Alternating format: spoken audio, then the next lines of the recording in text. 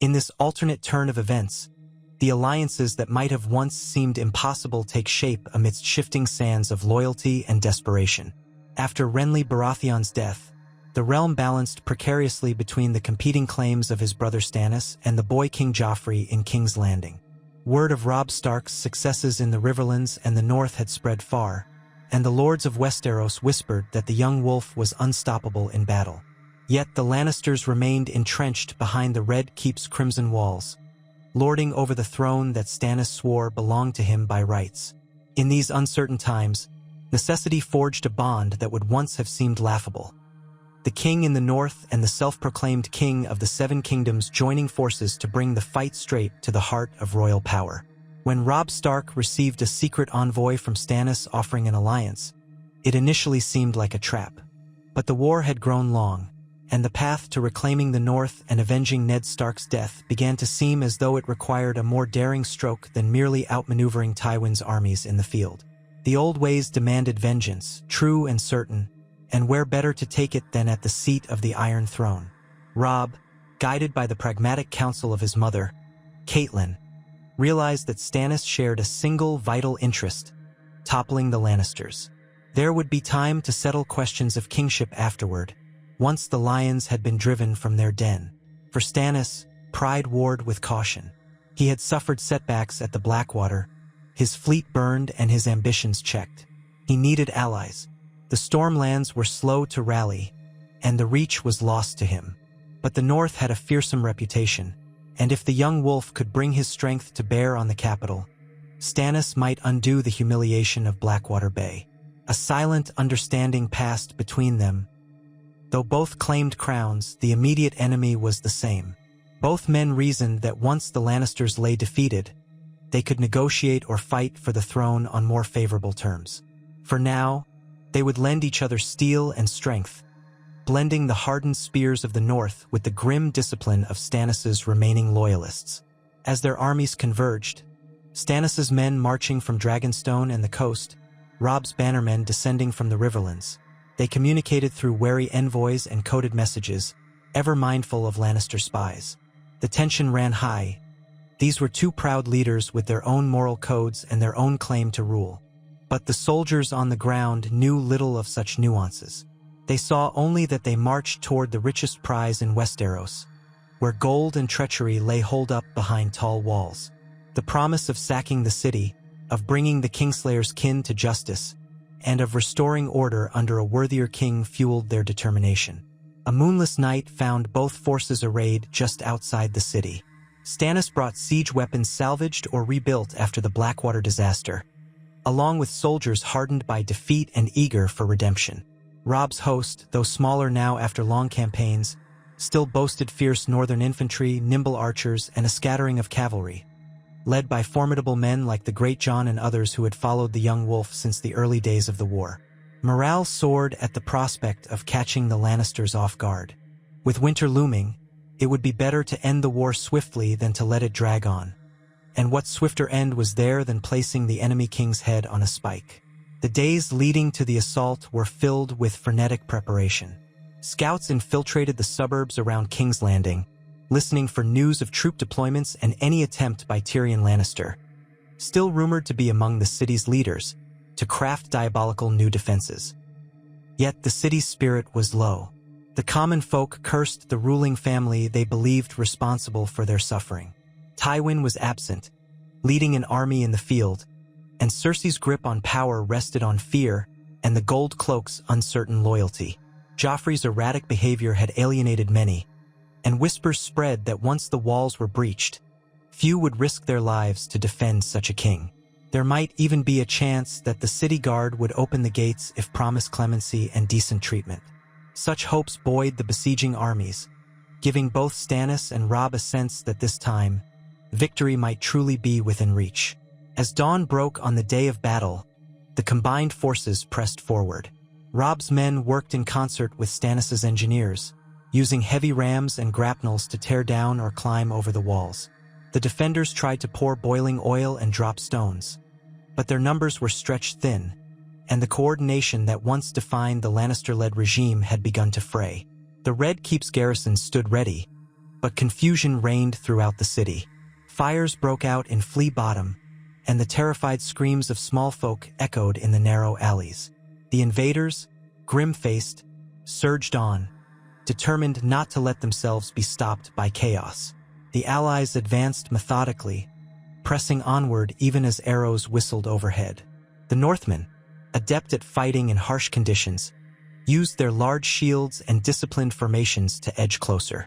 Stannis's men had learned from the disaster at the Blackwater to move carefully through the city's streets, wary of traps but maintaining the momentum of their assault. The fighting was brutal, and blood soaked the cobblestones. Those gold cloaks who chose to stand and fight were cut down swiftly. Others threw down their arms and knelt before the advancing forces, pleading for mercy. For the most part, Robb and Stannis had instructed their men to minimize needless slaughter, partly to reduce chaos, but also to maintain some moral high ground should negotiations follow. The Red Keep itself presented the most daunting challenge. Its walls were thicker, the guards inside more loyal or at least more desperate to defend their highborn masters. Stannis knew the castle's strengths and weaknesses from the time he served as master of ships. Robb, lacking direct knowledge of the fortress, relied on Stannis's advice. While Stannis's infantry mounted a frontal assault to occupy the attention of the castle's defenders, Robb's own picked troops, archers and agile swordsmen, began scaling lesser-known points of entry or using grapnels to swing across. Within hours, the Red Keep's outer defenses buckled under the relentless pressure.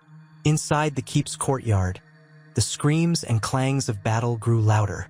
Men shouted commands, curses flew from all sides, and the flash of steel on steel danced in the grayish light. King Joffrey and his mother, huddled in the throne room or a secret chamber, must have listened in terror as their world collapsed around them. Some say Cersei tried to rally the defenders, promising lands and gold, but her words fell on ears deafened by the roar of the assault. Others suggest that Joffrey wept, overcome by panic, as the sound of the enemy broke through the doors of the Red Keep's many halls. Stannis and Robb, though not side by side, fought their own battles in the chaos. Stannis wielded the fury of a man who believed the throne was his birthright, while Robb fought with the grim determination of a wolf who knew he must tear out the throat of the foe who killed his father. Eventually, the throne room doors were forced open. Soldiers flooded in, armor dented and cloaks stained with blood. The Iron Throne loomed large and forbidding behind them. Joffrey's Kingsguard, or those who remained, made a final, desperate stand. The invaders pressed forward. Steel rang out once more, and when it ended, the last of Joffrey's protectors lay slain. The boy king himself was discovered cowering behind the throne, screaming at his mother, demanding that someone, anyone, save him. How he was brought to justice would become the stuff of rumor. Some say Robb offered him a chance to yield and accept the judgment of the North, while Stannis demanded immediate death for the false king. Others say the boy was dragged before the Iron Throne, where both victors stood, and that they debated his fate as he wept and cursed them. Ultimately, his death was neither swift nor merciful, if the whispers are to be believed. The Lannister menace ended that day. With the Red Keep taken, the city's surrender followed quickly. The bells might have tolled, not as a triumphant greeting of a returning king, but as a grim knell marking the end of one regime and the uncertain rise of another. The stench of fire and blood hung over the city as small folk crept out of hiding places, unsure whether to praise their new masters or cower in fear of them. Now the victors faced a new challenge: how to share power. Stannis, by rights of lineage and his unyielding sense of justice, believed he now sat where he always belonged. Robb Stark had entered the city as a conqueror too, and his men had paid in blood. He had avenged his father and toppled the Lannisters. Yet did he truly want the Iron Throne, or had he come only to destroy the regime that dishonored his family's name? In hushed chambers the two kings met. Neither fully trusted the other, and old grievances simmered beneath the surface. Stannis insisted that the throne was his by all the laws of succession, that Robb's father had supported Robert's claim, and that the realm would benefit from a strong, lawful king. Robb's priority was the North, its independence, and ensuring the safety of his people after so much sacrifice. Might they find common ground? The war had brought them together, but peace was another matter entirely. For the moment, they had achieved the unthinkable. Marching together into King's Landing, breaking the Lannisters' power, and changing the fate of Westeros in a single, brutal assault. The scars they had inflicted on the city and on themselves would linger long after. In the aftermath of the Red Keep's fall, a sense of uneasy triumph hovered over the conquering armies. Both sides had paid dearly, and even the ringing of steel in the corridors faded as corpses were dragged aside. For a brief, trembling moment, Robb Stark and Stannis Baratheon stood before the Iron Throne, the symbol of all that had driven their uneasy pact. Then came the distant thunder of hooves and the cry of a scout rushing through the ruined halls. The report was urgent. Tywin Lannister, racing back with a strong host, had approached from the west and looked poised to retake the city before the victors could even secure their hold. The old lion would not yield easily, and even as the crows descended on the battlefield, another clash loomed on the horizon. Before panic could spread, another breathless messenger arrived. He bore unexpected news. The Tyrell forces, who had once pledged their strength to bolster the Lannister cause, had pulled away from Tywin's lines as soon as word of the city's fall reached them. The flowers of Highgarden had withered in their will to fight for a lost cause. They had advanced with Tywin, more out of political expedience than genuine loyalty, but their thirst for glory began to sour. As they neared the wrecked outskirts of King's Landing, they could smell the smoke and sense the Lannister hold slipping. All those promises of rich marriages and titles seemed ashes now. At the sight of the capital in new hands, the Tyrell banners were lowered, and the footmen, archers, and cavalry of the Reach turned tail.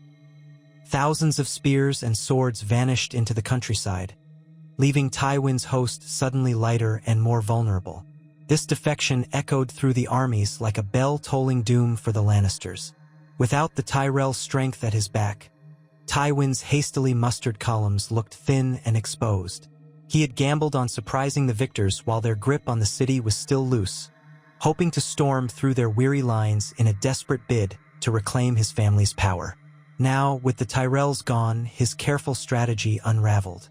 The old lion, infamous for his calm ruthlessness, must have felt the weight of fate pressing down on him. With the city's gates under new management, he had few options. He could attempt to withdraw, but robbing the new masters of their rightful triumph might only bring them hunting after him. Or he could attack and likely be cut to pieces. Inside King's Landing, the mood shifted swiftly. Stannis' grim face betrayed a flicker of satisfaction as he heard the tidings. Robb Stark's lieutenants laughed quietly at the irony of the Reach Lords fleeing when their strength was most needed by the Lannisters. The former defenders of the city, battered and bloodied, looked uneasily at the northern and Stormland soldiers who occupied their streets. The victors might have just gained a respite from another grueling fight. Now they controlled the Red Keep, the symbol of royal authority. They possessed high ground and stone walls. Catapults and archers could line the ramparts, prepared to smash any who dared charge against them. The boon of the Tyrell retreat was more than symbolic. It might mean the difference between holding the city and losing it all. Robb and Stannis conferred in a quiet corner of the throne room. They spoke in lowered voices, surrounded by guards with blood-stained armor. The Lannisters, though beaten inside the city, were not yet entirely crushed, and Tywin's presence so near was not a trifling concern.